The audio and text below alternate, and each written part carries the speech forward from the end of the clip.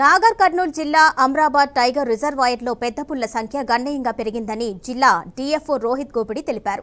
4వ phase monitoring survey రిపోర్టును జిల్లా DFO అధికారికంగా వెల్లడించారు. గత సర్వేతో పోలిస్తే వన్యప్రాణుల సంతతి గణనీయంగా పెరిగింది అన్నారు.